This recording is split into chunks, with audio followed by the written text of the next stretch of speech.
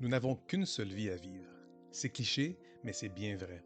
Souvent, nous sommes si distraits par notre routine quotidienne que nous devenons des robots et finissons par simplement exister au lieu de vivre.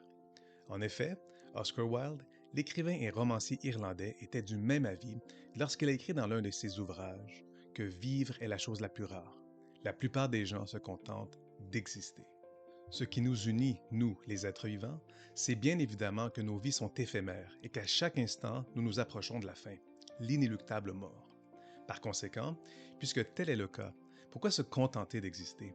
Pourquoi ne pas vivre la vie à son plein potentiel et réaliser, ou du moins tenter de réaliser, nos rêves et objectifs les plus fous? Puisque nous sommes déjà condamnés et que nos jours sont comptés, qu'avons-nous à perdre? Steve Jobs, cofondateur de la multinationale Apple, avait une vision de la vie qui mérite notre attention.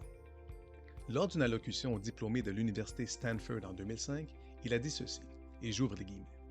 Se souvenir que nous allons mourir est le meilleur moyen que je connaisse pour éviter le piège de penser que nous avons quelque chose à perdre. Nous sommes déjà nus. Fin de la citation. En effet, nous hésitons souvent à agir, soit par timidité, par peur d'échouer, par crainte d'être ridiculisé et ou par manque de confiance en soi.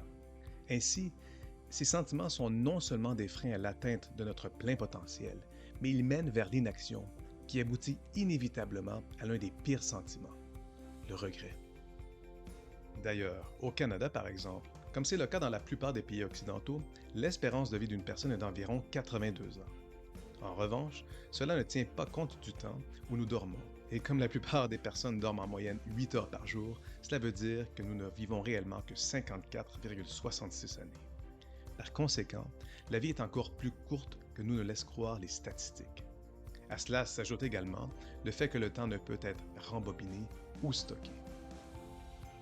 Pour faire une analogie à la loi de l'offre et la demande, ce concept économique qui dicte que toute chose rare est limitée à plus de valeur, ne devrions-nous pas valoriser davantage chaque jour, chaque heure, chaque minute, chaque seconde? Charles Darwin, le naturaliste et paléontologue anglais, n'avait-il pas raison quand il a écrit qu'un homme qui ose perdre une heure n'a pas découvert la valeur de la vie? Pourquoi alors remettons-nous toujours les choses au lendemain? Pensons-y, nos vies peuvent finir à tout instant. Un accident, une maladie, une crise cardiaque, un attentat peuvent survenir à n'importe quel moment. Ce lendemain auquel nous faisons souvent allusion risque de ne jamais arriver. Par conséquent, il s'agit d'une grande erreur que de dévaloriser le temps, cette ressource rare et limitée. Finalement, comme nous ne sommes que de passage dans ce monde, nous devons impérativement choisir de vivre. En effet, comme l'a si bien dit le physicien et théoricien Albert Einstein, la vie est comme un piano. Ce que vous en retirez dépend de la façon dont vous le jouez.